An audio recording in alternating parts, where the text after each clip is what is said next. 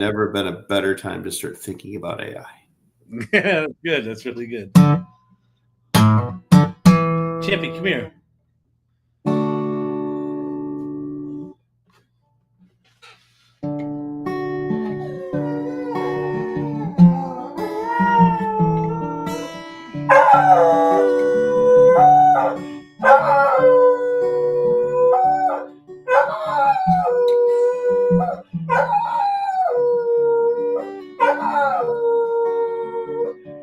Standing between you and all places insane. Stand too near, you and the fire makes it clear. Your trouble to me, real trouble, can't you say? Leaning in close, smell of your perfume scares me most.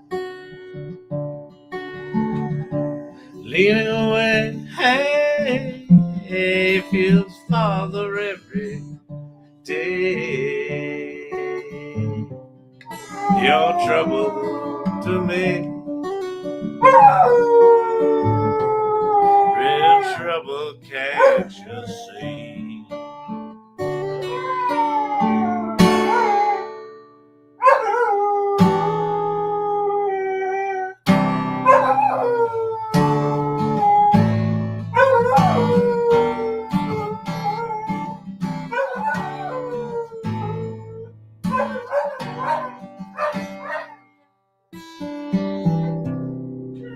If you think you're late, we went early. You're not late. Well, there's only 3 of you here. There's only 3 people on TikTok.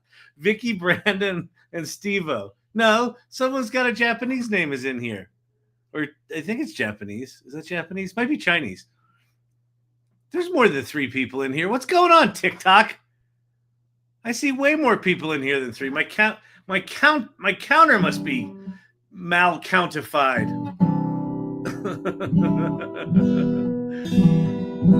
Steve-O just shared the live, being a good TikTok citizen.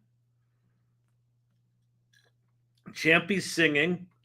People are showing up. TikTok's not giving us credit for that. I don't know what's going on there, people. Happy Monday.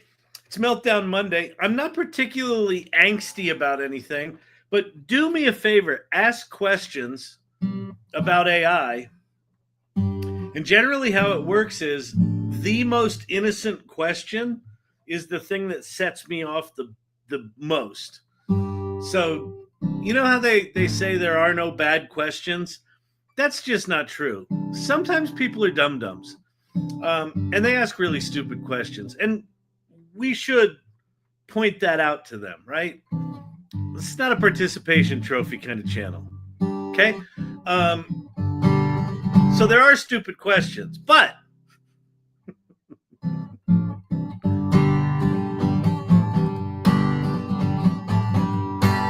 you know it's not a stupid question? Like, what is Chat GPT? How do I use Chat GPT? The things you think might be obvious questions, the questions you think are the scariest to ask because you're thinking like, well, everyone here already knows that. Those are actually really good questions. In my career, one of the things that I've learned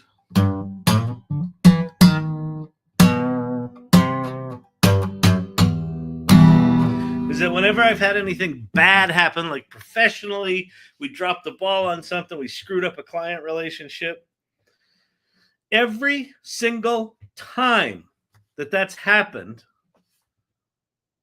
there was a simple question that had one person asked it, the crisis would have been averted.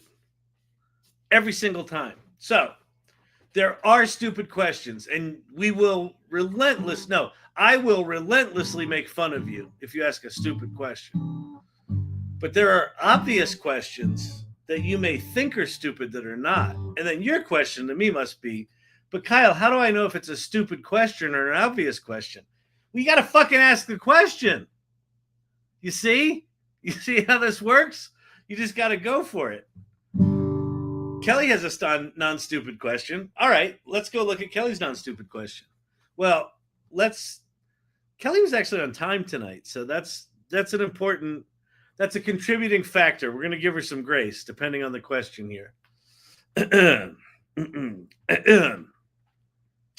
We were so early, Kelly was still late.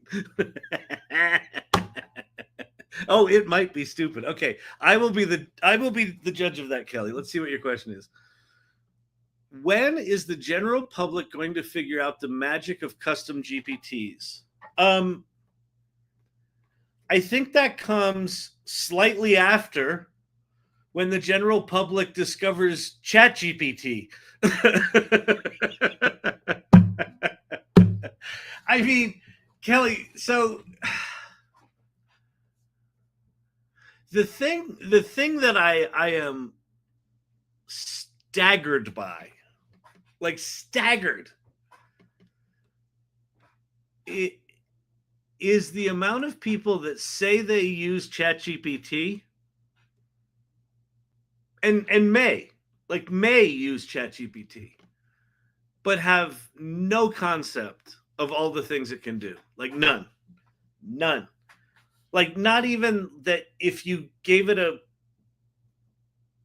prompt with more context in it, you might get a better answer. Like it is a shocking amount of people that still use ChatGPT like a Google search.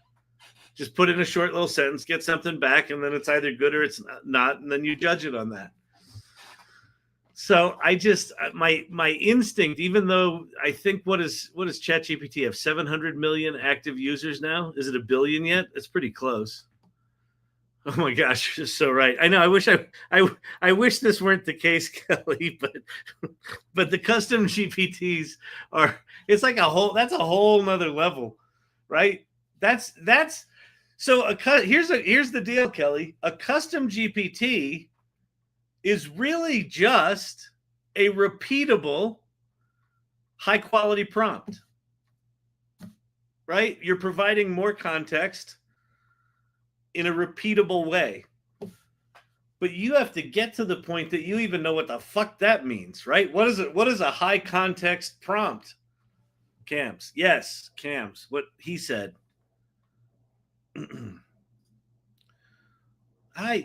I know the black bar thing. Hey, black blam blam.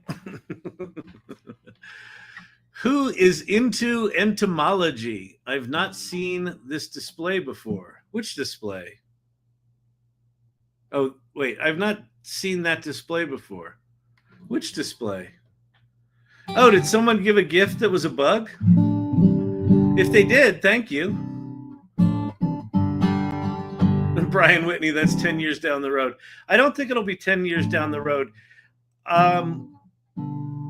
A really interesting thing, Kelly, Source Camp, about custom GPTs is that will they still survive 3 years from now? Yeah, I think so. Because if you distill a custom GPT down into it's a prompt that's personal to you, a prompt and collection of data, but effectively a prompt that's personal to you, that's repeatable. And then you can share it with other people and they can play with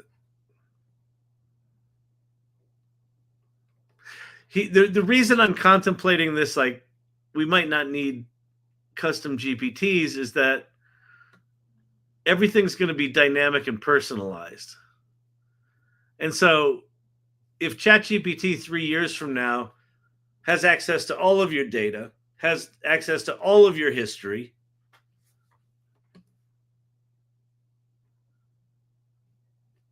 wouldn't it be likely that logically crafting a GPT might not be necessary? Oh, entomology is behind me. You mean the bugs up there? Those things? We've looked at those before. Hey, Sharon Crawford, what's happening?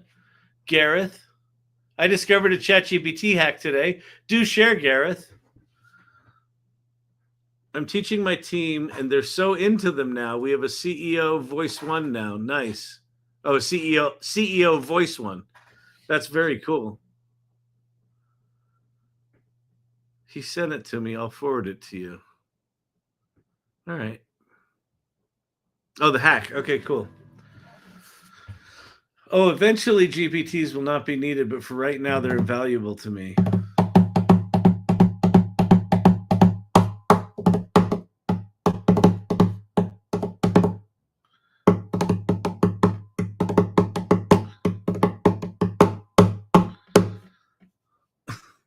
Danielle has a cryptic early access link for me in irregulars.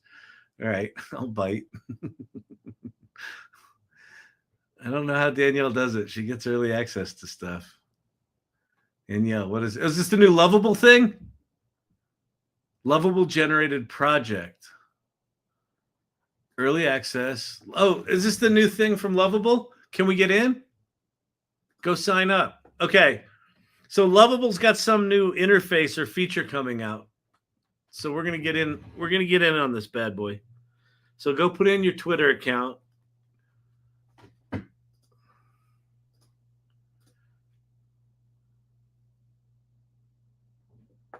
The link says 2024.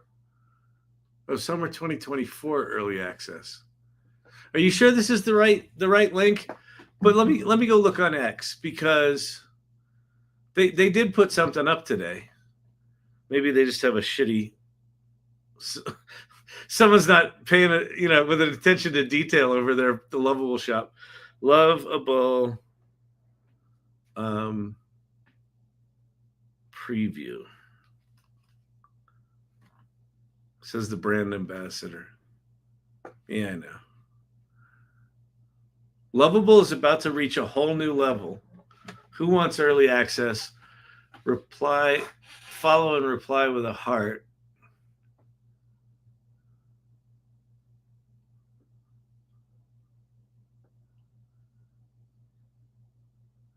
Lovable shipped is out. There's what's her name that spoke at the AI Salon. Something amazing is coming. Preview, Lovable waitlist. Guys, here is the project remix. Is it project remix? No. Here's the project tutorial.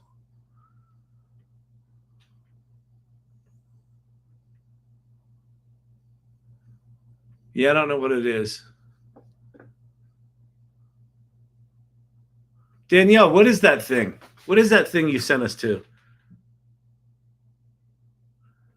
It's the sign up to the new thing. I wonder why it does say it's the right one. I wonder why it says 2024. They got to get their shit together. Hey, Talisha. That's pretty funny. All right. There's Talisha. She's in that video. Oh, good Lord, good Lord, good Lord. Put this prompt into Chat GPT and then you can do something. All right, hang on. Let me go grab that. And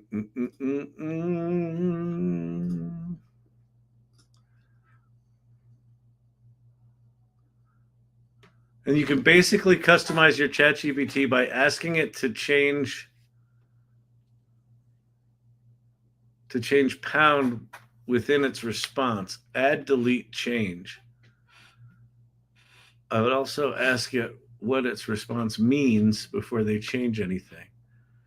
Please put all text under the following headings into a code block in JSON.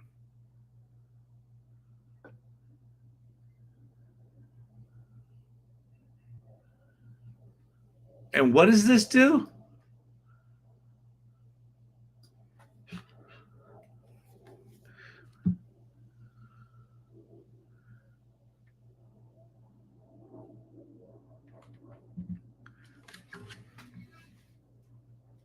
Scroll just a little more.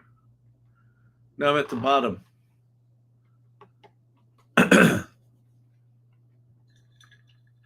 You will see it's crazy. All right, let's go do a crazy prompt. Please put all text under the following headings. Put this prompt into Chat GPT, and then you can basically customize your Chat GPT by asking it to change, number within its response. Am I doing this as a custom instruction, Gareth, or just as a prompt?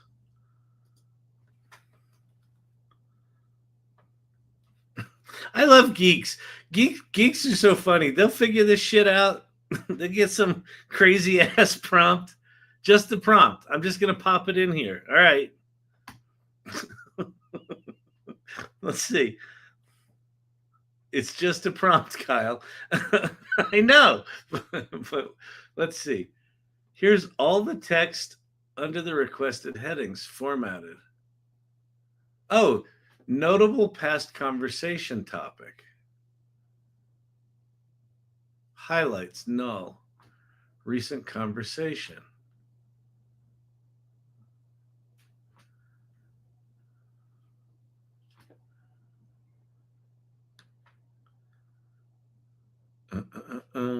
Danielle sharing the live.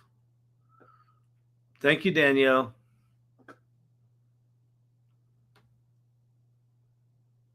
Oh, I have memory turned off. Shut up. I knew that.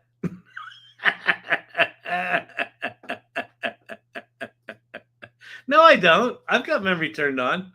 Ha ha. All right, let me reload. Let me reload.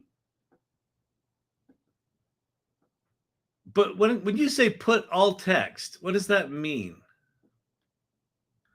Anything we've ever talked about?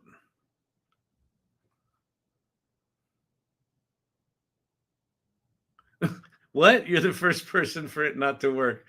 Well, you're welcome. Listen, I haven't. Oh, maybe it should be. Should it be 03? Or is 40 fine?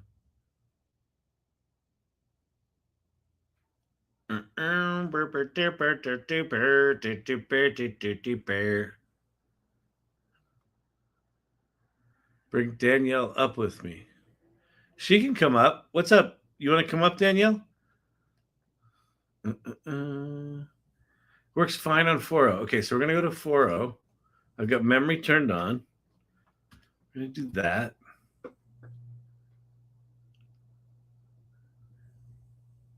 User is compiling a list of pharma companies.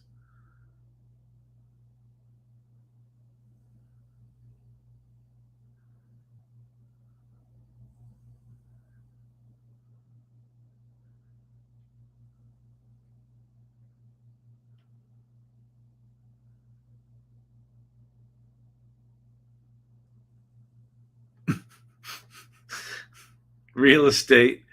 I come in for the laughs. I stay for the knowledge.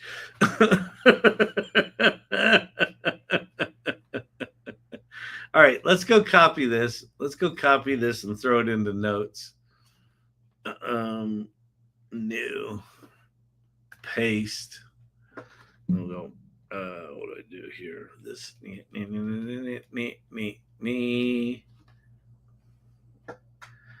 Model set context. User is a co-founder, CEO, inventor of Storyvine. Kyle Shannon used to be a professional juggler. Kyle loves geeking out at new technologies and is particularly enamored with generative AI. Kyle is writing an article suggesting using the term collective intelligence instead of artificial intelligence when interacting with large language models. Kyle Shannon's favorite video games from the late 70s and early 80s were Asteroids, Centipede, Galaga, and not so much Galaga, Dragon's Lair. Kyle Shannon has twin boys who have Lyme disease. One of them's in constant chronic pain. They both are. All images requested by Kyle Shannon should be in a whimsical watercolor style. That's not right. Assistant response, none explicitly. Notable past conversations. Huh, this is cool. Your response is so different. I wonder what's up with that. Huh. I don't know. I don't know. I broke it. You're going to have to work on it, Gareth. All right. On YouTube, dipping in and out.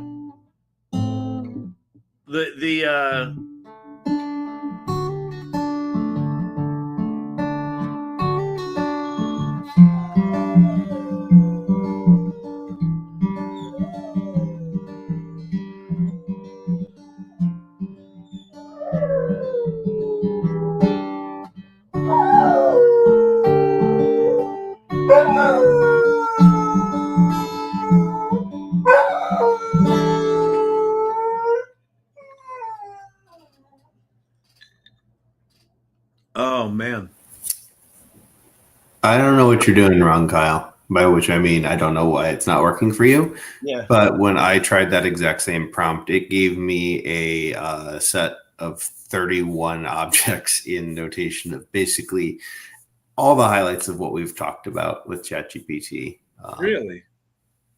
Gave me a lot more information than you got. So maybe it's you. Well, it could also be that I'm just so schizophrenic because I do the AI learning lab. I'm always doing random stuff. So maybe it's just, maybe my memory's all hosed.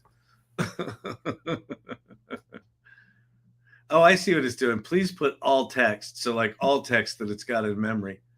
Although, let me go look at my memory again. I wonder if my memory is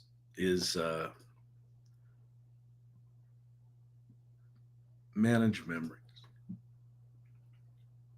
No, there's still a bunch of shit in my memory. Do I have anything in custom instructions? No. Huh. Strange. Strange, I tell ya. Strange, I tell you. So, Vicky, we're trying a prompt from Gareth that apparently just mines your memory and puts it right there in front of you, but it didn't work for me.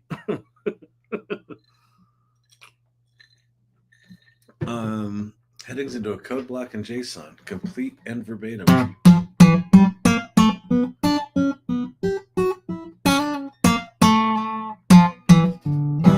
Hey, Side Hustle Mimi, what's happening?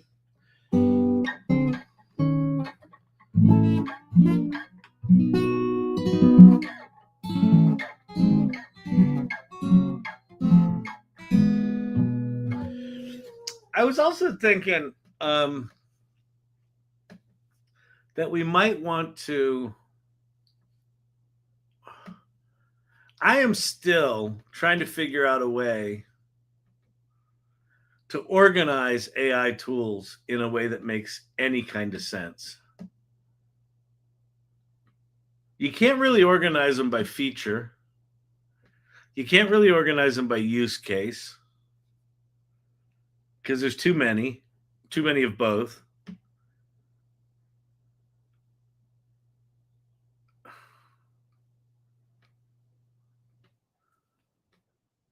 Very few tools are standalone single-purpose tools anymore. You should ask Chat GPT to help you with that. I know. How about keyword hashtags? That's where I'm going, Silver Fox, is it's got to be some sort of keyword or hashtags, kind of, some sort of dynamic organization system.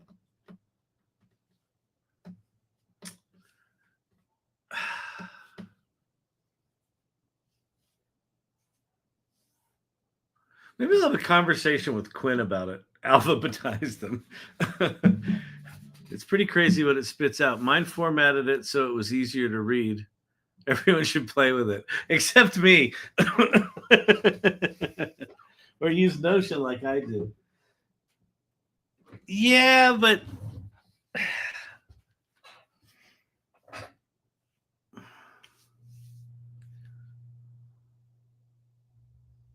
like right now, here's a weird thing.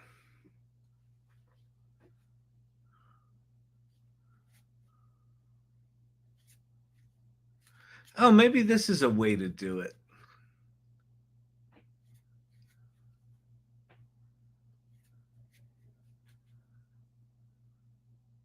And I know I just didn't finish a sentence. just calm down. I'm thinking on the fly here.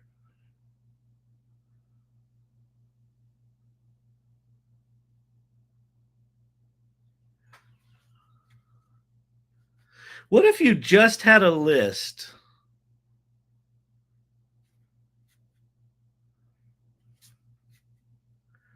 that said, here's the one thing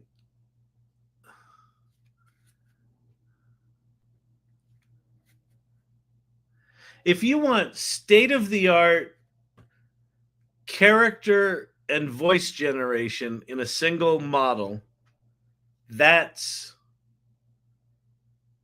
VO3. If you want the best vibe coding tool for people that don't know anything about programming, that's Lovable. So I wonder if there's a list you could make, because we're in a world now where there are a dozen different video tools that can do really good video stuff. But if you wanted to make like talking Yetis or cats, or how do we say plump people diving off diving boards, then you use, there might be something there. Like it's almost like, oh, this could be something we could vibe code. What if we vibe coded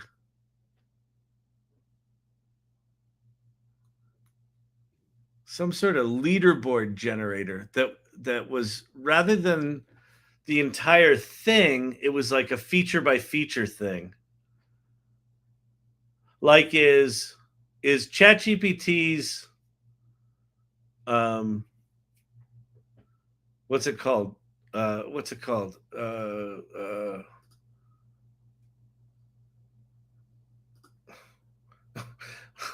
the editable thing called in Chat GPT? In Claude, it's called artifacts.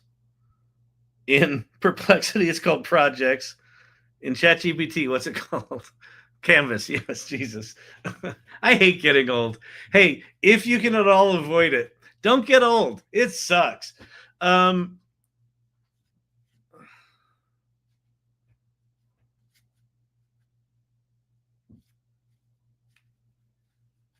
Like RunwayML right now has this thing called ingredients, and it seems to be better than anyone else. TikTok pin, side hustle Mimi. I think it should be a Stanley diagram where the features are on the left and the tools are on the right. I don't even know what the fuck a Stanley diagram is.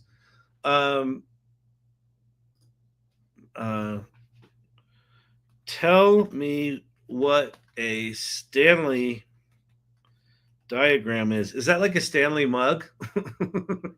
Tell me what a Stanley diagram is, and then mock one up so I can see it. Oh, Sankey, not Stanley. Shut up.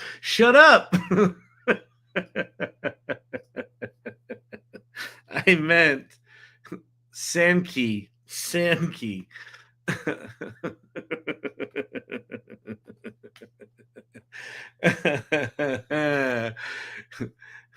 Getting old, it's not all it's cracked up to be, no matter what you've heard. I know, right, Wolfman Clint? What is a Sankey diagram?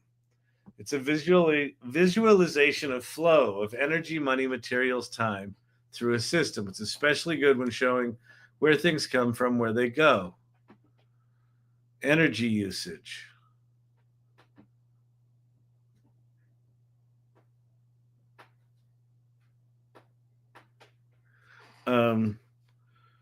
Make a picture of a sophisticated example of storytelling elements.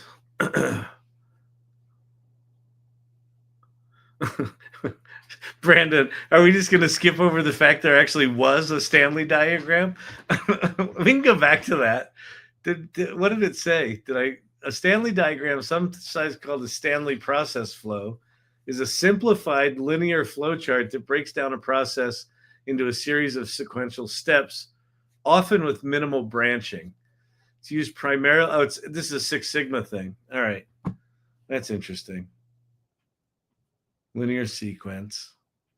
Yeah, no, I think we need a stanky diagram. All right, here, it's going to make us a picture of one here. That's a terrible example.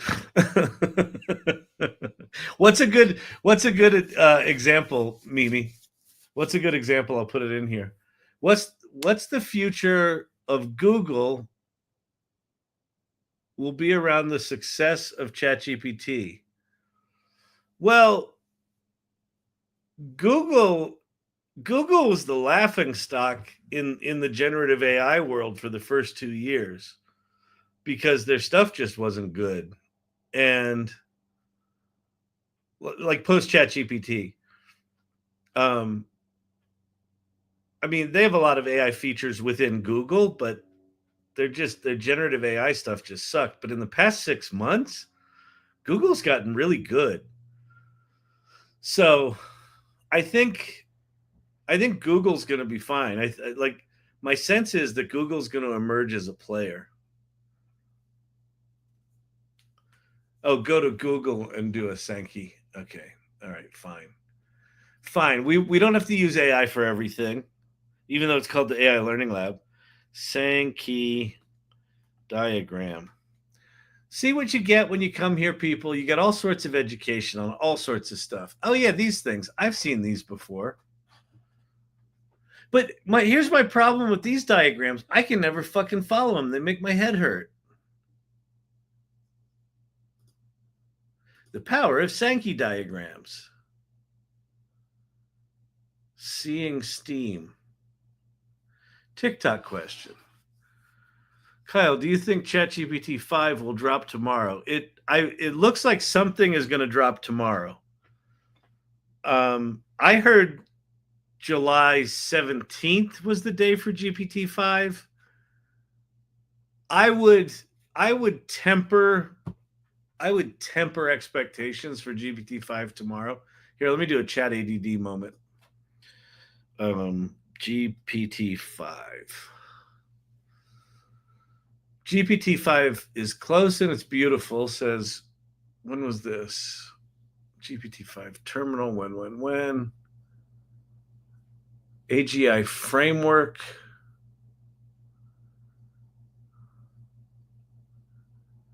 Did they update ChatGPT again to prep for GPT-5? Because it's way more wise and intelligent now. Well, hey, Gareth, I wonder if your prompt just broke because maybe my ChatGPT has got some new something in it. Let me just try a normal prompt here. I don't know what the fuck. Let's see. Compare the top. We'll do it with 03. Let's do it with 4.0 because let's see if they've added the top 5 storytelling frameworks. Pick the 2 you think would most resonate with me based on what you know. This is a reasoning kind of prompt, actually. And tell me why you picked what you did.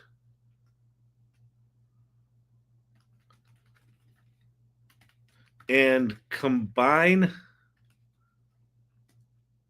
the best Shannon, I'll put Kyle Shannon approved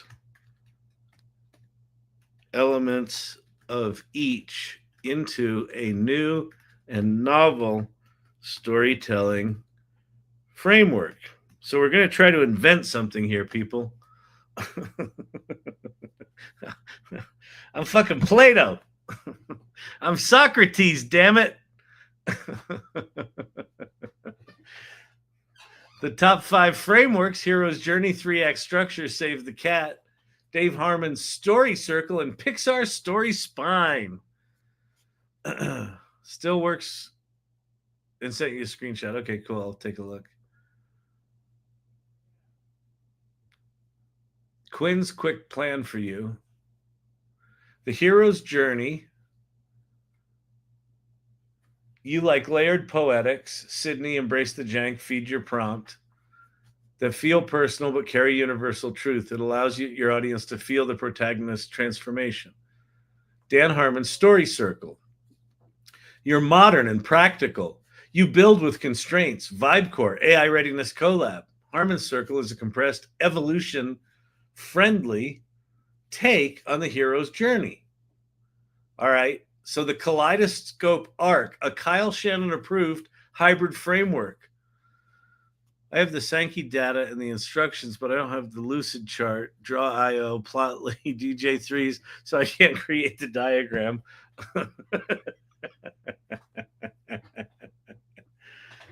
The glimpse, the spark, the protagonist experiences a micro-awareness, a truth flickers. Kakif, training AI takes a heavy hole on Kenyans working for $2 an hour. I heard that 60 Minutes last night. Yeah, that's fucking seriously old news.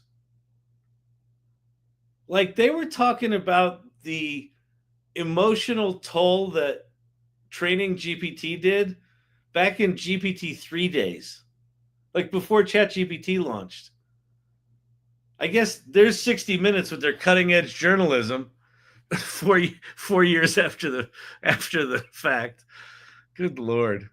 I don't see Chat GPT behaving any differently or better. Like, that seemed like just a normal, shitty, thin GPT-4 prompt that I didn't give enough context to. No way they launch GPT-5 before a holiday weekend. Oh yeah, Danielle, there's another reason they're not gonna launch it tomorrow. And this is actually really fascinating. And this actually does make sense for why they would launch it the 3rd week of July rather than this week. But I think something is going to drop tomorrow. I don't think it's GPT-5. OpenAI is closing next week. So we've got this week. They're closing the company next week. So, because apparently people have been working 80-hour work weeks. Now, why would they be working 80-hour work weeks? Well, I don't know. All of the frontier companies about 3 months ago, 2.5, 3 months ago, stopped talking about AGI and started talking about artificial superintelligence. So, and employees have been working 80 hours a week. The rumor was July 17th or somewhere in that neighborhood for a GPT-5 launch. And the week before that, they're closing the OpenAI offices. So possible that maybe it's a small release just for pro members tomorrow, possible. And then it'll be a wider release later. But I think the fact that they're giving everyone a week off at OpenAI says that they're anticipating a lot more hours the following week. Chat thinks they are closed this week. Let's see. It might be this week. I thought it was next week. OpenAI closed for a week. It would make sense that it would be this week. OpenAI is officially shutting down next week, June 29th. So that was Sunday. So I would assume next week means OpenAI is shutting down next week.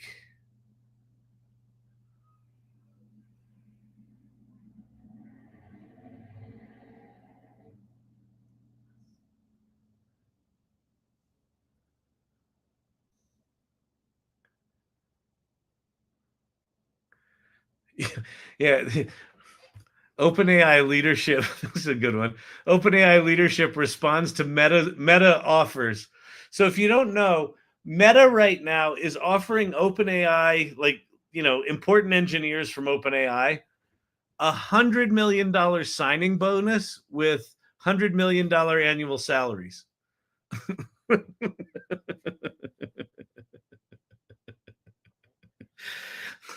I mean, couldn't they have hired me as like the cranky Gen Xer in the corner like a year ago? I mean, I wouldn't go to Meta for $100 million, but maybe two. Oh my God. They're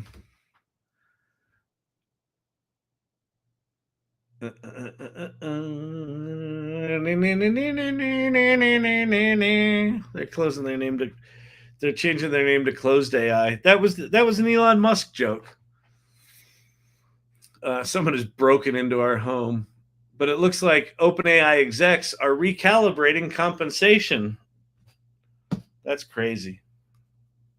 I guess they're probably going to have to up their stock plan for employees.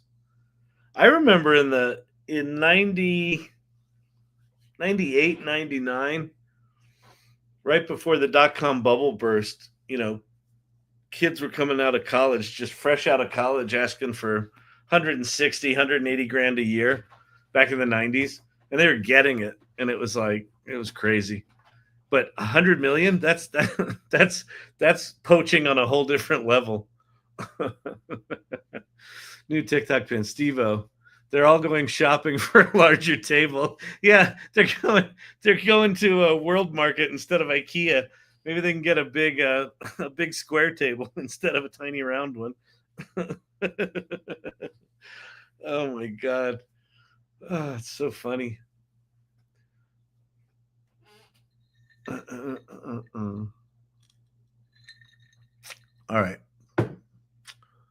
Oh, yeah, closing down won't mean shit to us. Cam Catcom. GPT-5 question mark. I've been playing with 4.5. Okay. So a couple of things.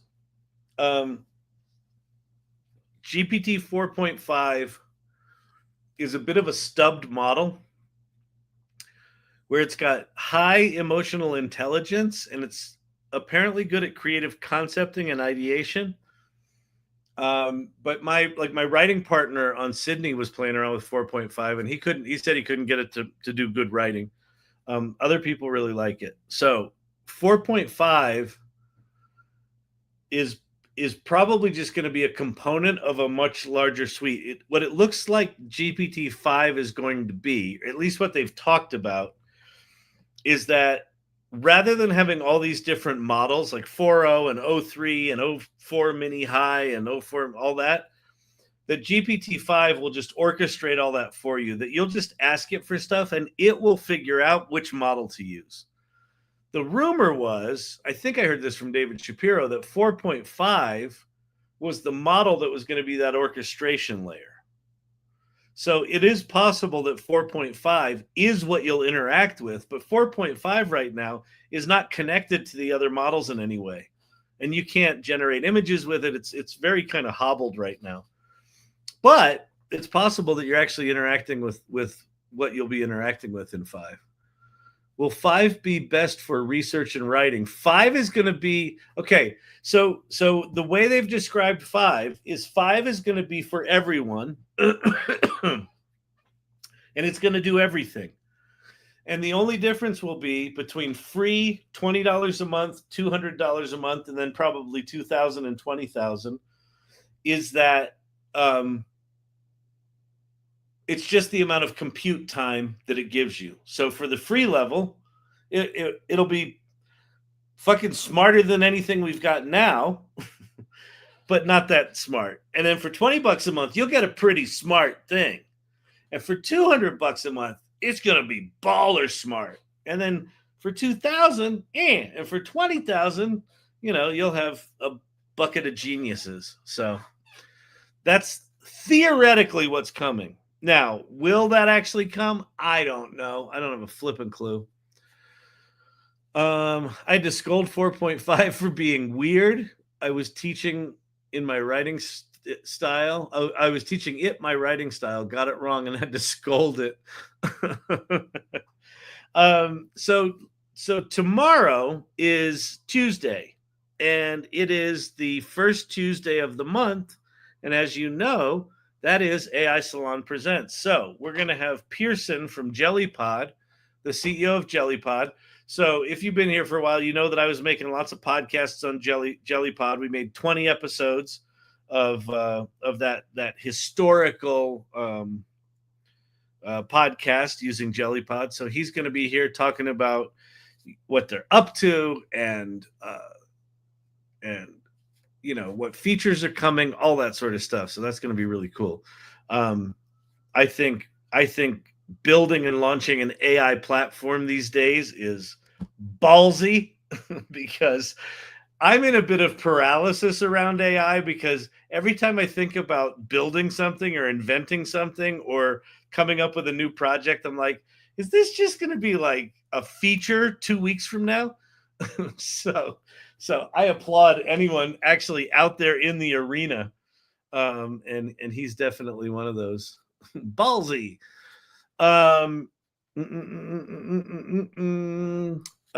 So if you go to the salon.ai, go to the URL salon.ai, right there, the salon.ai, and then click on join our community. And then, you should sign up and introduce yourself, do all the things that are in the sort of welcome area. But at the very top of the list on the left-hand side, there's an events tab. And if you click on events, you can RSVP for AI Salon Presents tomorrow with Pearson. Okay? So go do that. Go do that. Go do that. Go. I'm wondering if we should go to Chat GPT.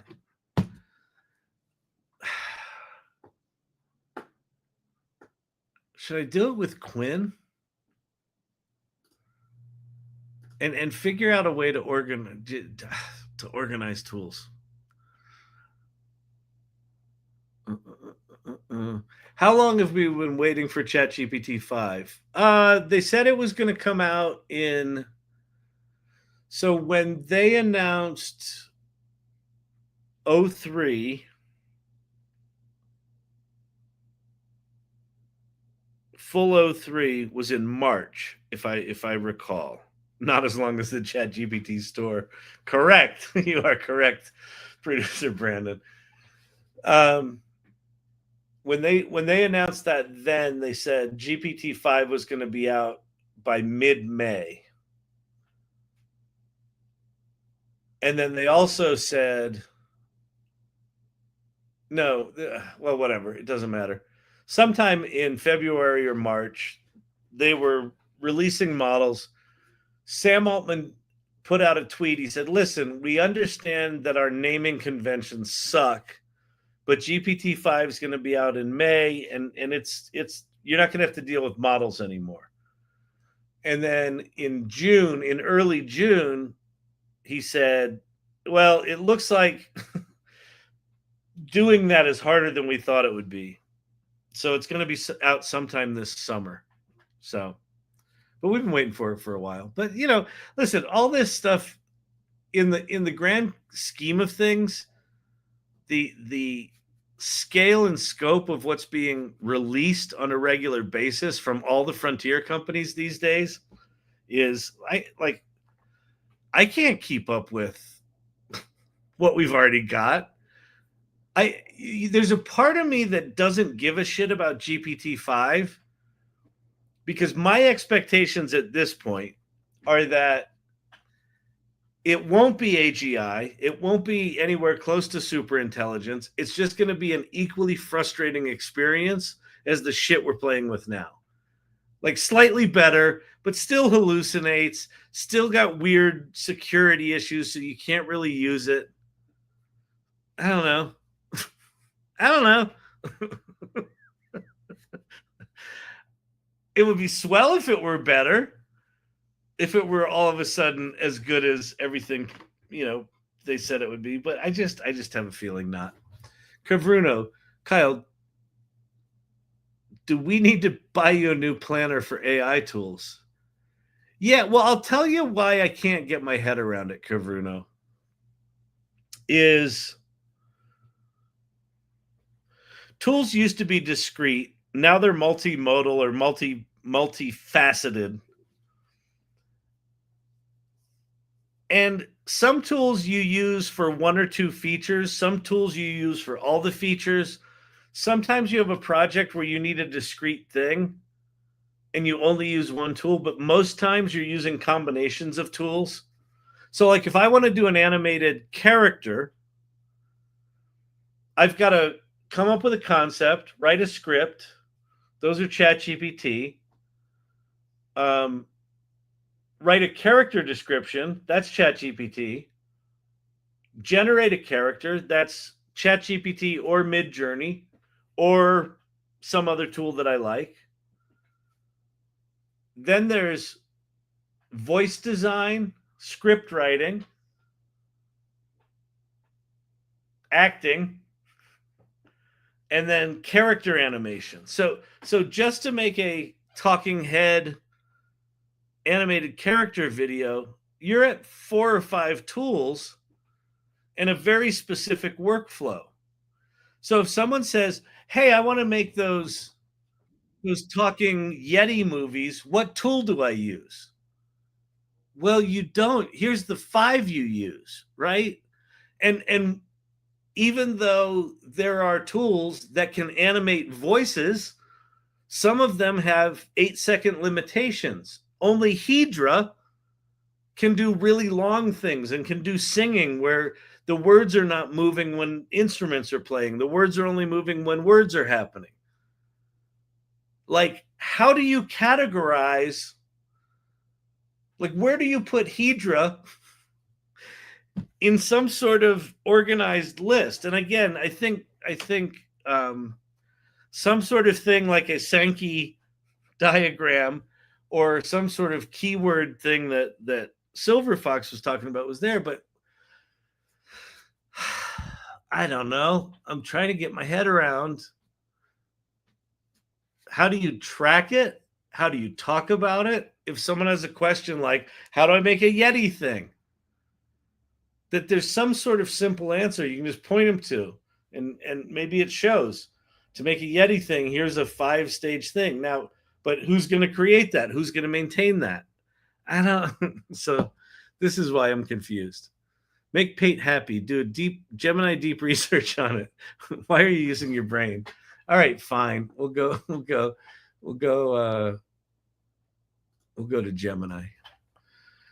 Gemini.google.com. All right. And then we're going to go to 2.5 Pro, right? Yeah, Pro. Reasoning. Good. Deep research. We're going to turn it on. Deep research is now smarter than ever. Get better reports, more insightful analysis, blah, blah, blah. Okay. So what I'm going to do is I'm going to ramble into this prompt. When you're prompting, you can use prompt engineering. You can just say shit. You can also, and prompt engineering is just doing like understanding what are the core elements of good prompts and then doing structured prompting and things like that, high context. What I'm going to do is just kind of vomit into this thing, which is another way to prompt, is don't worry about organizing your thoughts. It can organize your thoughts. You can just ramble into it. All right. So here's what we're going to do. All right.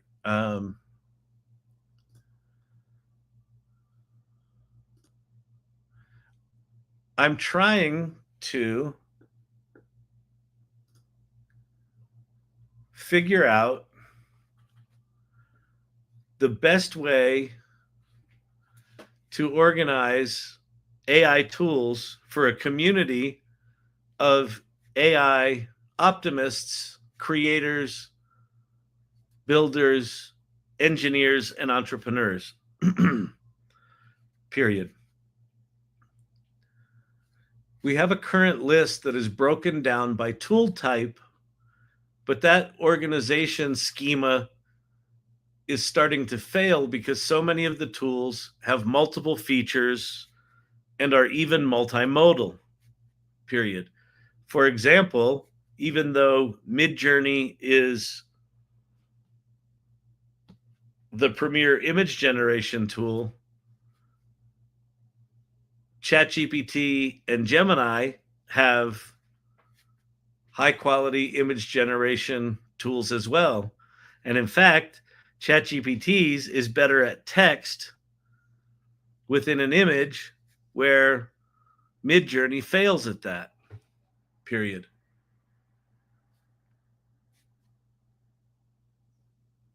There is also the challenge of sometimes someone will ask a simple question like, how do I make one of those animated Bigfoot videos? Question mark. What tool should I use? Question mark. And the answer is not a single tool, but a chain of tools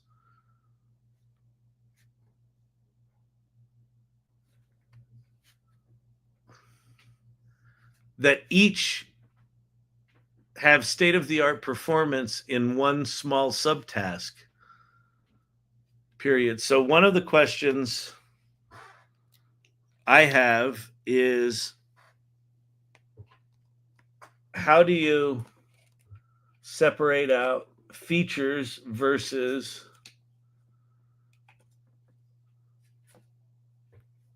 the larger tool itself?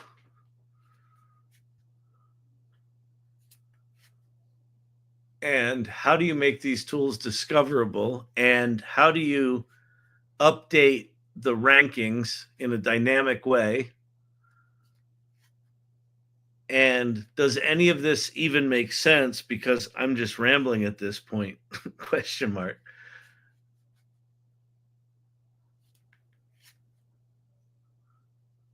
My instinct recently is that AI is going to be so pervasive, like the internet itself, where tracking and organizing tools in any way is pointless. Period. People just need to figure out what they want to do and learn enough AI to do it. Period. Help. All right, let's see. All right. What's a mentor to do? Oh my God, man. I joined Masterminds. Great. Any suggestions on where to start? There's a chat area in there, Cam. I would say start in the chat area and then come on Friday afternoons at noon Mountain Time. We have a founder hangout with other Mastermind members. That would be a good thing to maybe hang out. And then Brandon saying AI Life Hacks Wednesday. Okay, there you go. Perfect. So this Wednesday, if you're in Mastermind, AI Life Hacks has a meeting the day after our Tuesday presents meeting. Just stag. AI always makes sense of our rambling. I know, right? Okay, so let's see. I put a plan together. Analyze existing AI tools, directories, and platforms. Examine their organizational structures. Explore alternative organizational paradigms that move beyond simple categories. Invest task-based or goal-oriented frameworks. Yeah, that's what I said. That's exactly what I said, Chat GPT or Chat Gemini GPT thing, 2.5 Pro. Start research. Okay, beautiful. Fantastic. Yes, that's good. That's really good. All right, so this thing's going to go off in research for us. What wonder if we want to come back to this, because that's going to be doing it for a while, right? So where is that tab? It's at the end. I want to go play with. Is that going to run us down a rabbit hole? Everything runs us down a rabbit hole. So what the fuck, right? RunwayML, RunwayML.com. Now, the only reason I'm going here is, what is it? app.runwayml.com?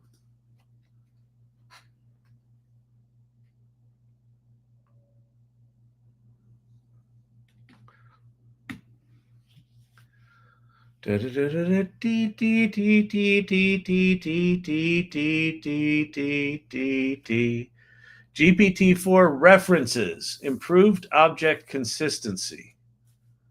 Yes, we want that. Okay.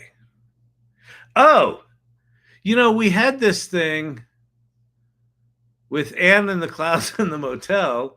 We can just say, let's say, woman in a red jogging outfit with white stripes like the 70s stands, let's see, is jogging past a motel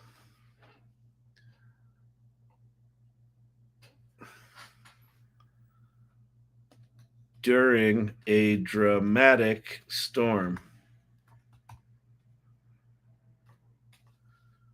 Okay.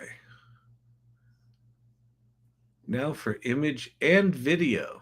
Generate controllable and consistent media. Wait, I can do this for video too? I'm confused. I don't see it.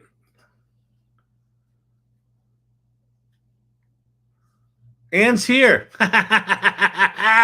Anne, I'm making another embarrassing image of you. Not because I was particularly thinking of making an embarrassing image of you, but because the assets were just pre-populated from the last time I did this. Apparently, this tool got better since I made you. Remember the one I made of you smoking in the parking lot? Different than the one with you in Central Park with Willem Dafoe. This is that other one. All right, so let's see if we can get you in a red 70s jogging suit with white stripes jogging past the motel. All right, generate. What just happened? Why did that do that? Did I need to sign in? Oh, come on, man.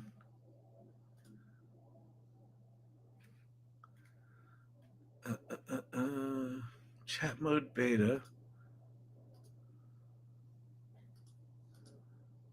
I'm confused. Where's my shit?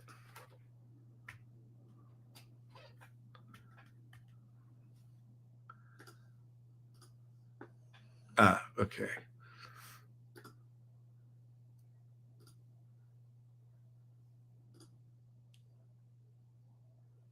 TikTok. Make sure I'm wearing a sweatband. Oh, yeah. You should definitely be wearing like a pink bow sweatband correctly, like I wear it right here. This is, by the way, ladies, if you're looking at my pink bow and you think like, I don't know how to wear a headband, you're wrong. This is how you wear it. Okay. It looks like, all right, there's Sasquatch.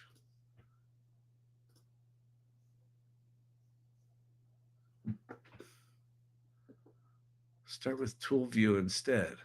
Oh, here we go. But that doesn't look like, that's not Anne. It's not even close. And that's not the hotel. What did I do wrong? This is user error. Reference. References. Woman in red jogging suit.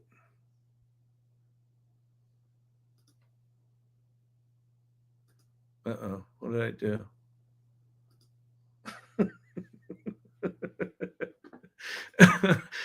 What did I do, people? Copied the clipboard. Is that references? Okay, there's references. Oh, I see what I did wrong. Okay, calm down, everyone. Listen. Ruh-roh. Listen. This is not my fault. Okay? So I think what you have to do is you have to select. Yeah. Okay.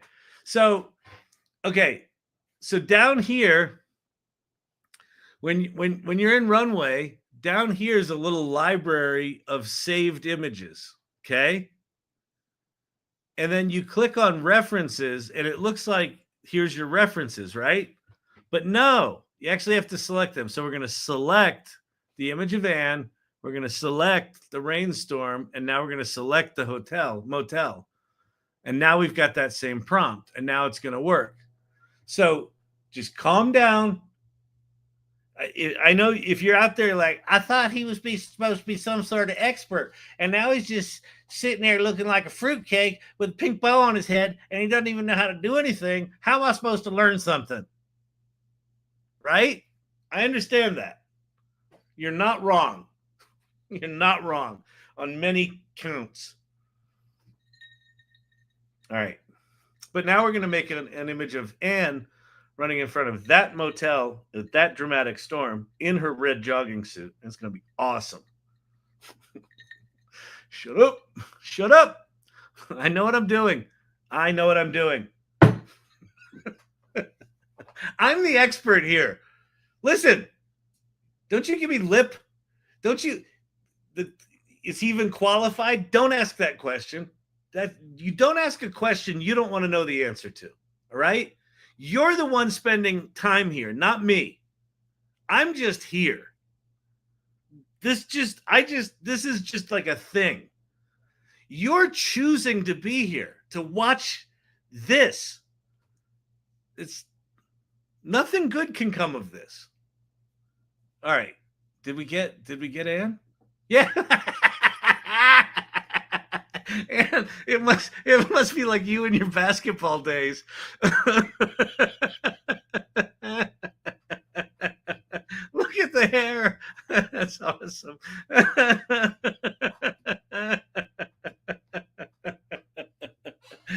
Oh my God. That is fucking terrific. That is fucking terrific. Okay.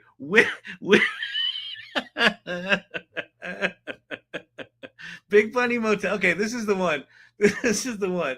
Big Bunny Motel. And now we're going to make video of Anne jogging. Okay.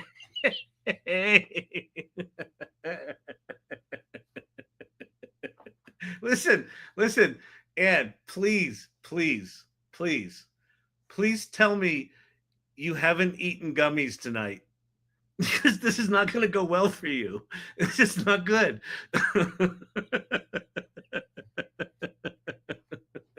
I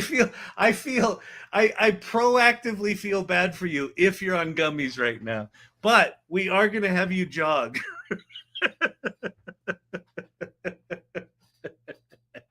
Should we do 10 seconds? You know what? We're going to spend some money on Anne. We're not going to do Gen 4 Turbo. We're going to do Gen 4. And we'll go woman jogs toward the camera as it tracks back, following her as if she were in a marathon.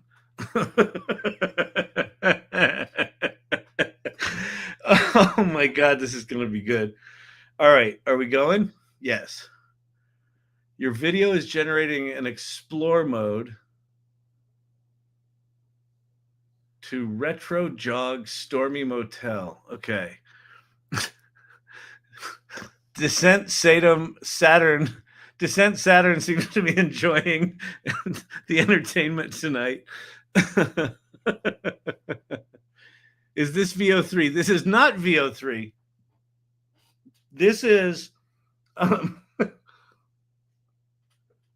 this is RunwayML, their references model, where you can input 3 different images and it will sort of combine them into a cohesive thing.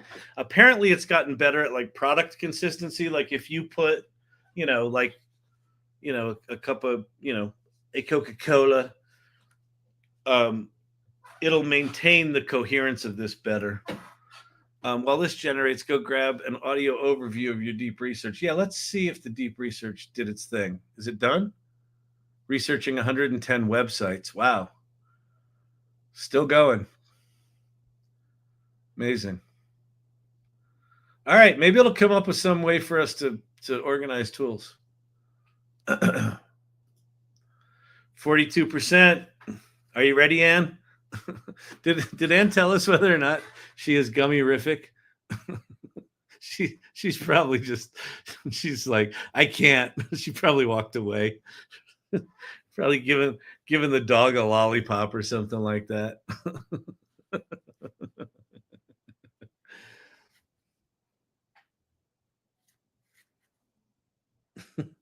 Champy, what are you doing? Why are you laying on your feet like that? He's so funny. He curls because he's got, I think it's the beagle in him. He curls his feet up like this. I'm like, it's very cute. All right, we've almost got woman jogging. She looks good. It's really funny. It's actually really funny. Crop image.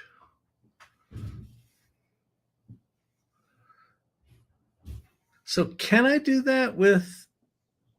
Yeah, you can't do it. You can't do reference. You can't generate a video using references, but you can generate an image using references. All right. But it definitely put her in a different outfit successfully.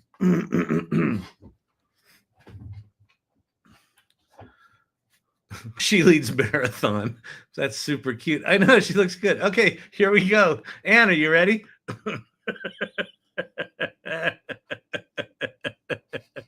This is going to be so janky. Wow, Gemini did a great job at researching a character profile and story arcs, much better than 4.5. Oh, cool. Good. Awesome. All right, here we go. This is Anne Murphy. Training for the training for the Portland half marathon, training for the Portland half 5K.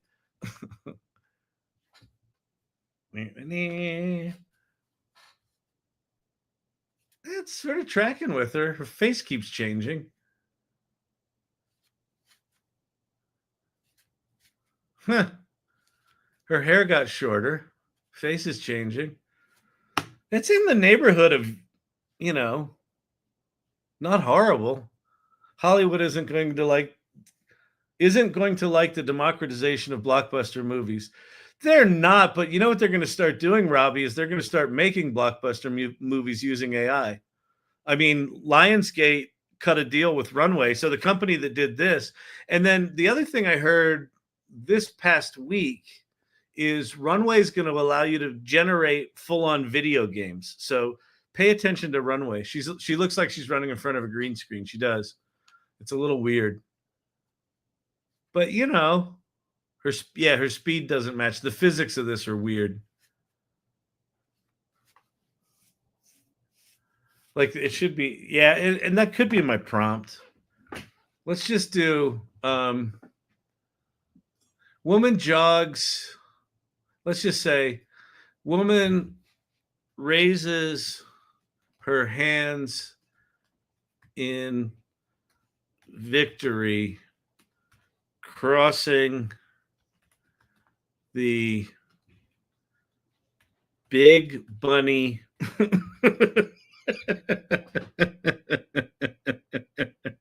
The big bunny half 5K.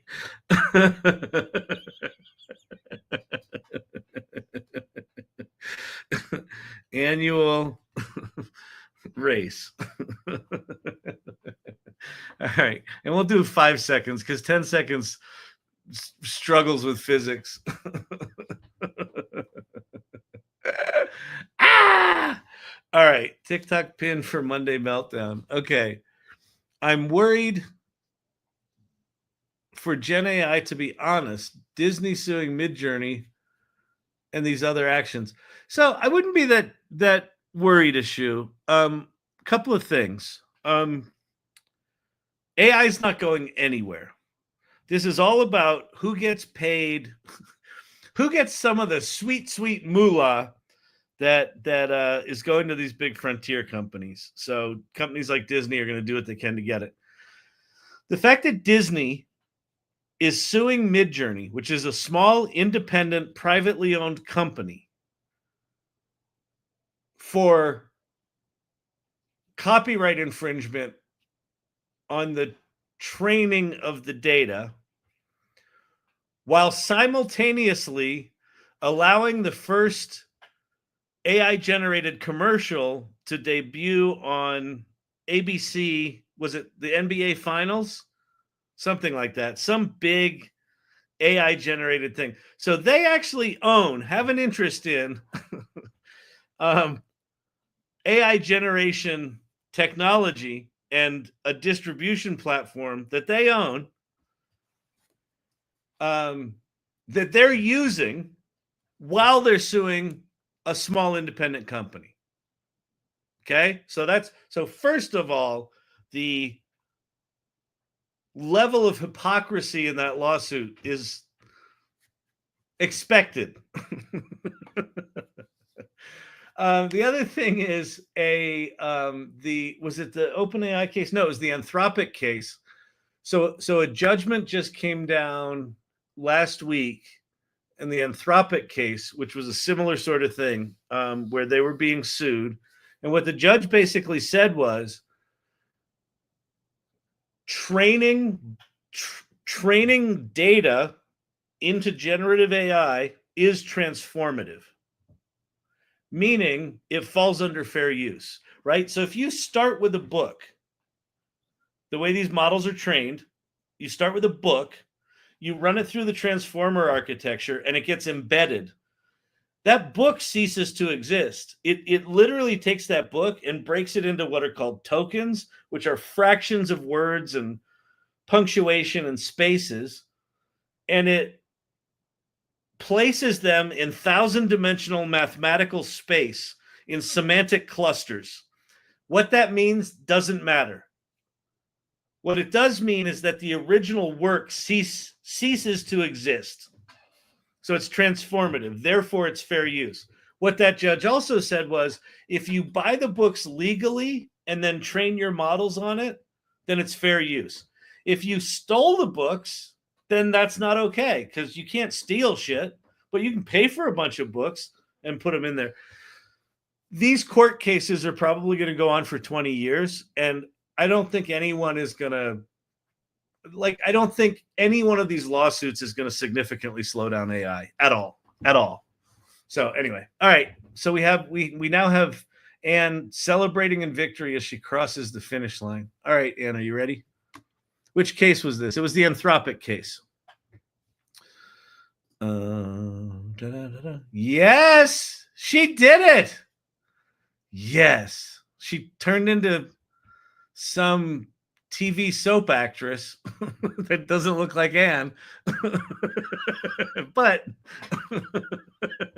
she did celebrate. Yay, you did it. Fairy tale revolution, like she's doing the cha-cha. Oh, man. Where she ran out of the motel. That was an awesome afternoon.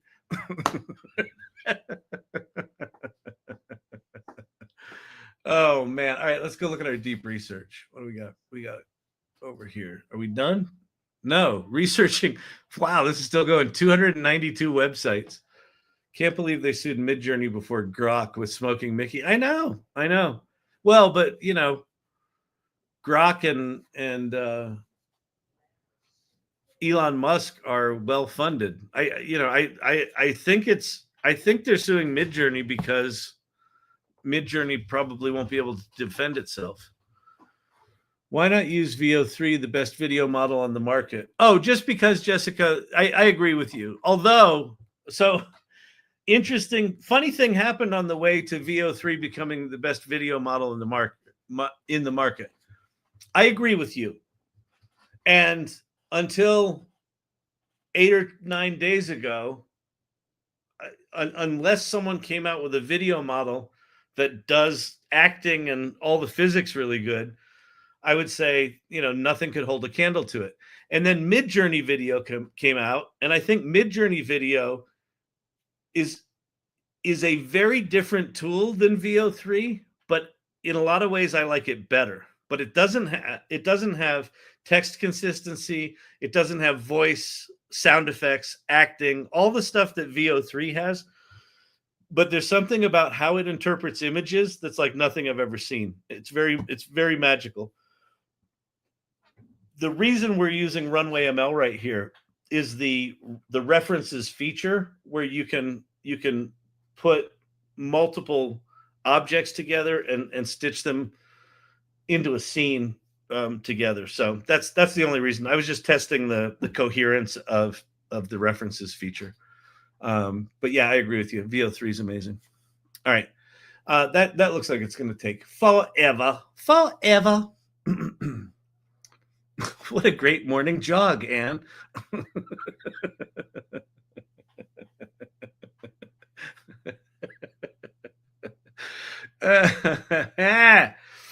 Oh man. Let's see, who was asking about that? For Ashu, Robbie, maybe James Cameron needs to make some AI software for everyone to use. I would actually be very surprised if James Cameron isn't making some AI software, or at least learning it. I mean, Cameron's really into this stuff. Who was it? For VO3, they had Darren Aronofsky. I forget how to say his name. Darren Aronofsky, a filmmaker, had a lot of input into the VO3 tool, the flow tool that they built for filmmakers. Just like you've got, what's his name? Timbaland, the music producer Timbaland is actively using Suno, and I think he's now a spokesperson for Suno, the music generation tool. He's using it in the context of music production. He's not saying this is... I am growing weary. I am growing fucking weary of the tropes around, AI generated video isn't real art, or it isn't real video, because the assumption is that you just push a button and out squirts a video. That's all of the good videos that you see are crafted just like a film is crafted. And they're using generative AI as a tool, a production tool in a mix of lots of other things like writing and assembly and, all sorts of things. So yes, there are going to be people who piss and moan for the next 20 years how AI ruined the movie making business. But they talked about this when Final Cut Pro came out, right? Digital editing, nonlinear editors. They said we're going to be the death of cinema. When high quality digital cameras came out, it's going to be the death of cinema. It's like this is no different. Well, it is different because the generative part of it is fucking insane. And we're probably within 3 years of being able to just speak a film into existence. But to think that Hollywood is going to fight that rather than embrace it is ridiculous. The producers are they're gonna suck this stuff up. So anyway, we're in crazy times. TikTok pin. There's no pin there. Today, let's see. It took 80 minutes, but here it comes. It's gonna get faster too. It's easier to fall back on AI's theft. and stop there for some people. Yeah, I agree. I think all of the tropes, AI is theft, so I'm not going to use it. AI is the world's greatest plagiarism machine. Not going to use it. AI makes mistakes. That doesn't look like real video. That doesn't look like real film. The physics are all wrong. So I'm not going to use it. It's taking all of our jobs, so I'm not going to use it. All of those conscientious objectors to AI that are using all of those tropes to stay on the sideline, do you know who they're hurting? They're not hurting AI. AI isn't slowing down. They're hurting themselves. Because I promise you that talented storytellers who have some element of craft that learn AI are going to be able to kick ass with AI. I talk about this all the time, that the people sitting on the sidelines are treating AI like it's this genius thing that is in opposition to humans. Oh, AI is making movies. But that's not actually what it is. What AI is it's an amplifier of whatever you put into it. And if you choose to put into AI your ideas, your craft, your curation, your taste, when it gives you something back, you're going to have a point of view on that. You're going to say, no, that's not good enough. Let me make it better. And you get into this wrestling match with AI, which is almost identical, but much, much faster than being in a collaborative relationship with another person. Oh, I have an idea for a movie. Here's the footage I shot. Well, let me give it to the editor. The editor goes off and does some stuff with it and comes back and shows you what they did. And you're like, nah, that's not quite it. The colors are all wrong, and I was hoping for more fast cuts. And then they go off and do it again. Well, that's exactly what you can do with AI. It's not this thing off to the side. It's an amplifier of you. And so what's going to happen is the people that get curious about AI are going to accelerate their capacity to generate films, to make stories, to make great stories. And the people that are on the sidelines that are like, AI's evil, are going to get fucking steamrolled. And it's like, they're bitter now. Wait until 2 years from now, when all of their buddies that were like, fuck it, I might as well learn it, now are being courted by the studios to do major motion pictures because they're launching a major motion picture a day. And they need people that are AI literate. Then all the people that are on the sidelines today are just going to have their asses handed to them. And it's that's why I do this channel, because I want as few people as possible sitting on the fucking sidelines. You don't have to like AI. You can fucking hate it. But don't ignore it. Don't not learn it. Learn it.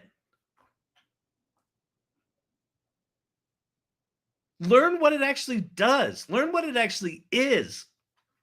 Learn how it actually fucking works. It is technically, definitionally, not a plagiarism machine because it's not copying. Whew. Meltdown Monday. Here we go, baby. All right. There was supposed to be a TikTok pin here. What was the pin that was up? I'd like to show the naysayers my library of versions before things felt right. Exactly. AI producer. The ones that are being creative with it today are the new filmmakers of tomorrow. Exactly. Look at Kelly Bosch. Look at Joy Purdy. Right? You've got people today who were not filmmakers, but who have stories to tell. Both Joy Purdy and Kelly Bosch in different interviews effectively said the same thing. Someone asked, Kelly Bosch was speaking at an AI salon, I don't know, a year and change ago. And like, the images that she makes are just so fucking remarkable. And someone said, Kelly, how do you prompt it to get that stuff?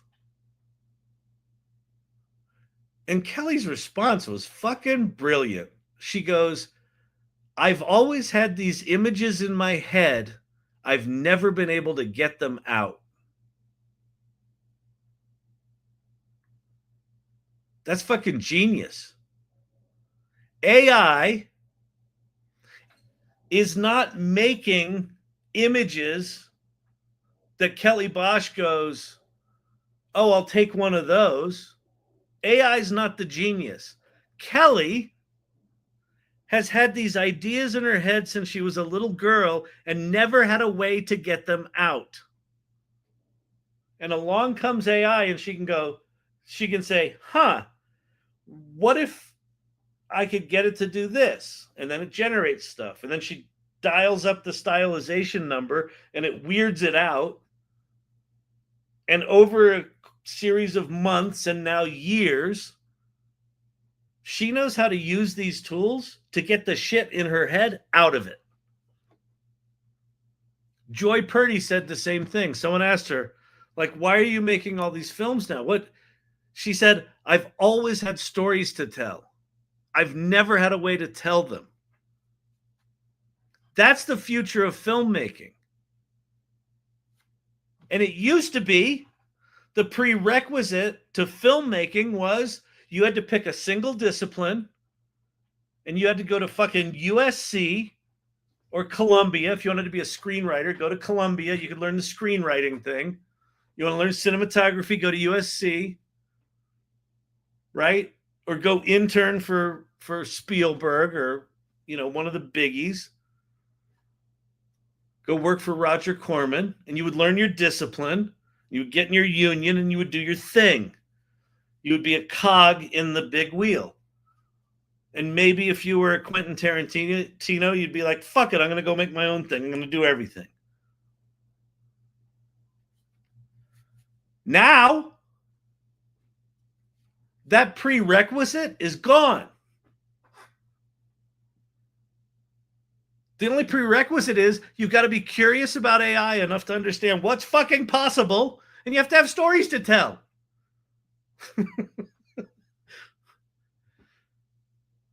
If you can take that curiosity, a little bit of fucking mojo, a little bit of tenacity, a little bit of taste, go tell your story, it's going to rise above the noise.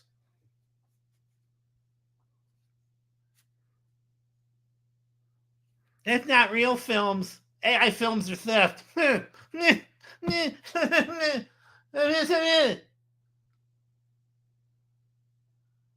Okay.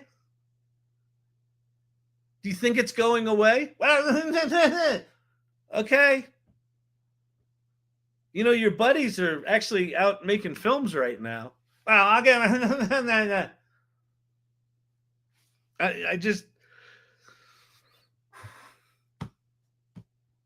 I have deep empathy for how fucking terrifying this is, for how devastating it must be if you've got a 20 or 30-year career doing a single thing. Like, can you imagine being a special effects guy or a cinematographer or a lighting person right now, and you look at what's coming out of VO3, you're like, well, fuck, who's going to hire me?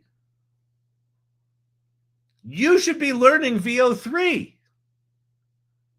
Right? I get that it's painful. I get that it's fucked up. I get that everything's going to change. I do not get people just being pissed off and sitting on the sidelines. It's not going to slow it down. It's not going to change a fucking thing. Anyway. All right. Meltdown Mondays, living up to the hype. God damn it. I've written 7 screenplays. Like, I get it. I get it. I'm in the middle of writing a musical right now using AI, about AI, that I want performed by human beings on a stage in New York City. There's a mind bender. AI steals jobs. AI is going to ruin all the jobs. Well, AI created a musical that, if I get it produced, is going to employ human being musicians, human being actors, stage managers, set designers, lighting designers. It's not an either or. The world isn't fucking black and white. It's just a new technology. Fucking learn it. Any updates on that, by the way? Yeah, we actually, I can't really say who it is, but a good friend of ours is a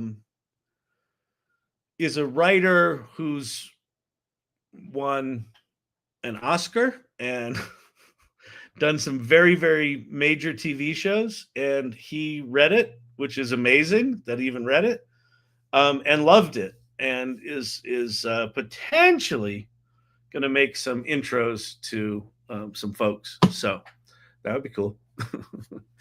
All right. You've just answered my questions. This is so exciting. What are your questions, Sophia? I've been afraid of AI, but you just gave me hope. Yeah, listen.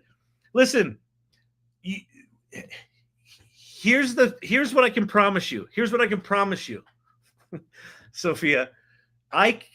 No one can explain to you what it is about AI that is so profoundly powerful.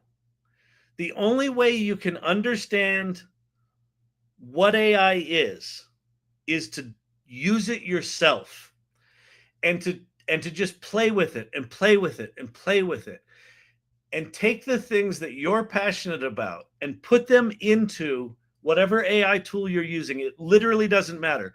Chat GPT or Midjourney or RunwayML that we just played with, or VO3, it doesn't matter. Take who you are and figure out how to ask it for something that you deeply understand. And at some point, AI will produce something back at you that will literally melt your face. We call it in here your Kevin McAllister moment, right? If you remember the movie Home Alone, this moment, that moment happens to me probably, I don't know, once a week, where I'm literally like, wait, it can do that now? Holy shit. There is no way to explain that feeling and to understand how profound these tools are. So just go play. Just go play. The other thing that is impossible to articulate to the people that are sitting on the outside, the media and Hollywood for the past 50 years has essentially said, AI's evil, AI will kill you. And so that's all they talk about. And so it seems like this very binary thing. But what we experience here with the people that show up here night after night, and the people that are part of the AI Salon, and the people that are part of other communities like She Leads AI, is that people are reinventing themselves using AI. That what AI actually is a humanity, a human being amplifier. It's like a fucking jetpack for your brain and your capabilities. If you can't program, now you can. If you couldn't make movies before, now you can. If you can't write music, now you can. If you can't write screenplays, now you can. Well, what do you do with that? I don't know. Have a fucking idea. Learn what's possible and go execute that idea. I've written a musical over the past year. I haven't thought about writing something for the theater in 30 fucking years. And without AI, I would never in my life have considered writing a musical. I don't have the talent. I don't know the right people. I know it's a fucking slog. The other thing you need to do is get your ass in a community like the AI Salon. Can you pop up the URL there? If you're not part of the AI Salon, go to the salon.ai and click on Join Our Community. And that'll take you over to the community site. Sign up. It's free. Introduce yourself. Connect with people. There's all sorts of areas there. If you want to dig deeper, there's a subscription area called the AI Salon Mastermind, where people who are like really committed to like upping their game are getting in a more focused, concentrated sub community. But the AI Salon itself is free and will be. And it's full of remarkable, generous people. All right. Okay. Let's look at okay. Welcome to Chat ADD. And I know we got to get out of here. It's getting late. About an hour ago, I kicked off a deep research thing. How long did it take? Does it tell us in here how long it took? I don't know. Build on top of this. Create something new based on this, like an audio overview. All right, create. I want an audio overview. How do I make an audio overview? All right, let's see what it did. Navigating the post-app era, a strategic framework for organizing and discovering. Sorry, the voice is going. Oh, AI Salon, cool. Yeah, AI Salon's really good. Okay, I'm really glad we've got some new folks in here tonight. That's exciting. Okay. The paradigm shift from tool-centric directories to goal-oriented ecosystems. I like this. The challenge of organizing the rapidly expanding universe of artificial intelligence is not merely a matter of categorization. It's a fundamental problem of information architecture in an era of unprecedented technological convergence. Yes, this is what I've been saying, people.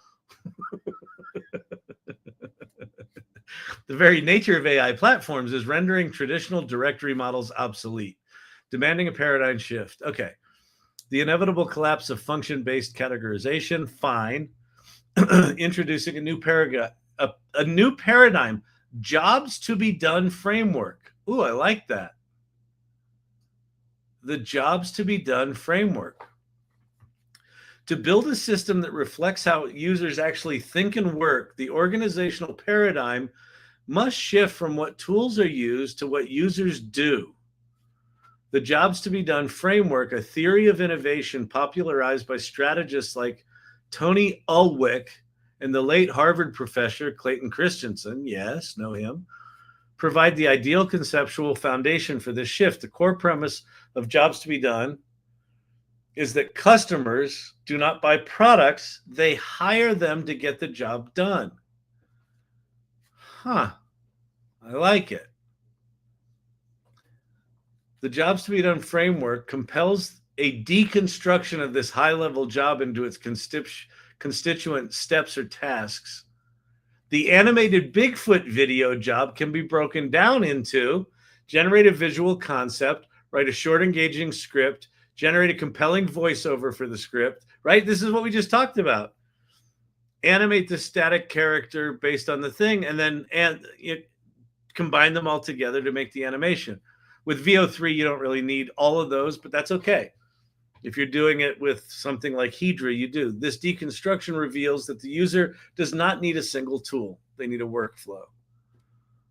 Very cool. From user intent. All right, so let's turn this. How do I turn this into a mastermind? Anybody? Into an audio overview.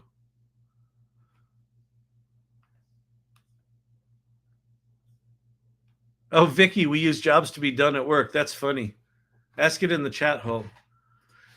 Can you turn this research into an audio overview?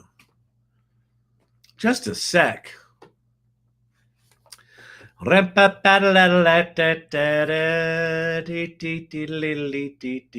proposed information architecture is built upon 4 primary entities that form a hierarchical relational data model. Oh, you know what? Oh, people.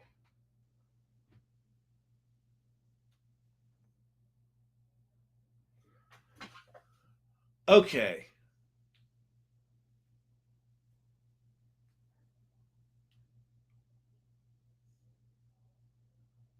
It's almost like the directory would be a directory of outputs, right? And you could search for like Yeti video. And what you would get is a bunch of Yeti videos where whoever made the Yeti video gives you their chain. What tools did they use to make that video? That would be kind of cool. Because then you could say, for voiceovers, which are a task in the chain, 60% of people on this site use this voiceover tool, right? Use this voice generation tool. I can't help with audio overviews. You can add this report to NotebookLM. Yeah, that's a good idea. Export. Okay, fine. So export to docs. Yeah, this is really cool. That's loading.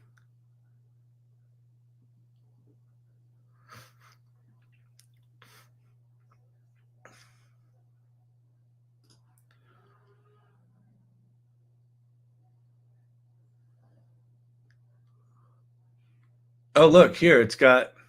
So wait a minute. Create a web page. I want you to turn this into an app where a user can share something they created and then share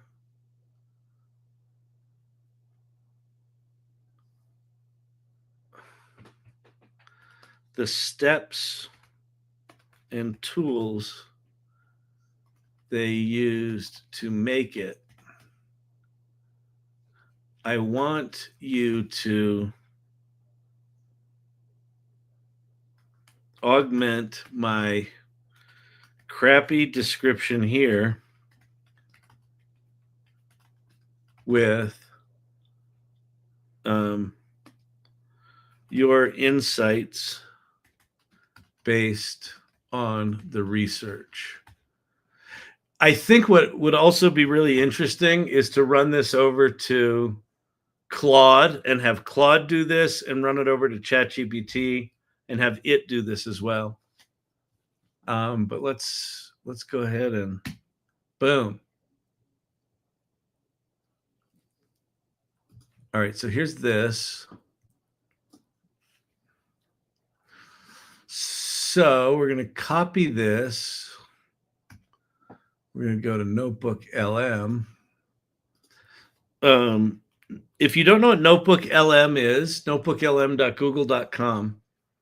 It is a quite remarkable tool from Google. Let's see, I'm going to go Google Docs. Maybe I need to save this as a organizing multimodal AI tools. Okay. Organizing multimodal AI tools. Insert. So basically, you can put up to 50 documents into a NotebookLM document, and then you can do all sorts of things with it. So we're going to do a deep dive conversation. We're going to go generate. And this is going to turn.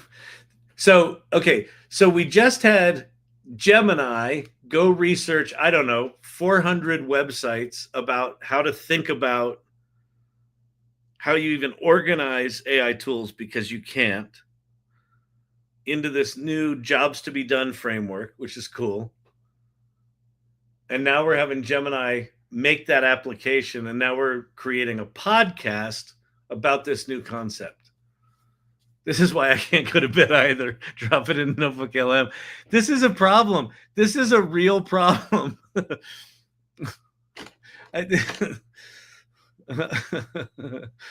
Oh my God.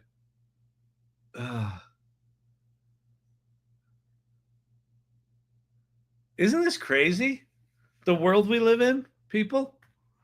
I mean, it really is just, we just do live in remarkable times. I hate to break it to you, but we do.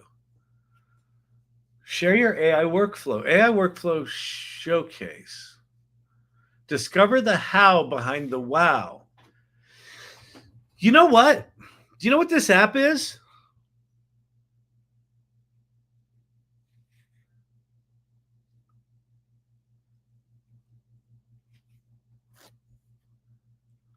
I think it was Silver Fox said it, that like, you should see how many of my images hit the cutting room floor, right? But before I shared the thing, you should see how many crappy things I created. A site like this could be a real argument against the fucking doomers that are just like, AI is for lazy people. Oh yeah? Go look at the 77-step process that made that 30-second video you just made fun of. And you tell me if you could do that. You fucking tool.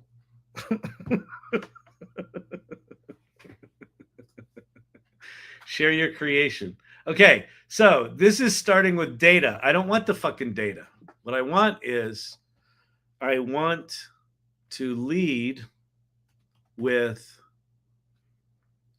the user uploading or linking to some finished product. And then based on the product,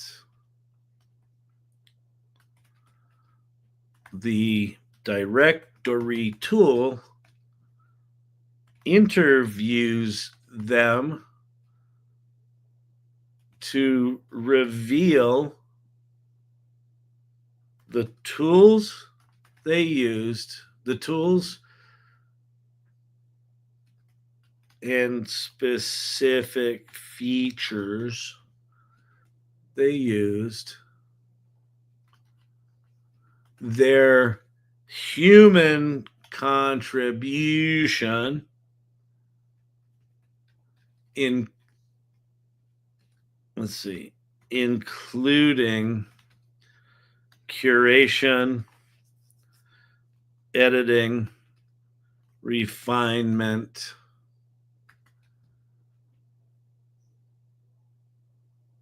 tool bashing, etc. And how they assembled the final deliverable or project. Dude, this is a rabbit hole. I know. You can also go back to the original canvas and generate infographic for time. Let's see if we get, is this done? Yeah, this is done. 28 minutes. Okay. If you haven't heard a NotebookLM, what you call it? Interactive mode. Can we, does this, wasn't this generating videos? Download. No, just a WAV file. Okay. I thought they were going to do it. Okay. I'm gonna share different, and then we got to go. Listen, I got to go, people. I can't be here all fucking night. But I want to play one of these things for you, because if you haven't seen them before.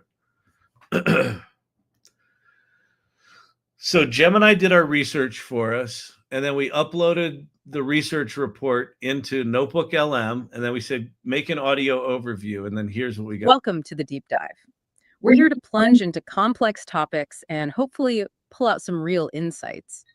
Have you ever been really excited to try a new AI tool, maybe for writing or images, maybe even video, only to, spend an hour just bouncing between websites, totally confused about which one actually does what you need and does it well? Oh, absolutely. It happens all the time.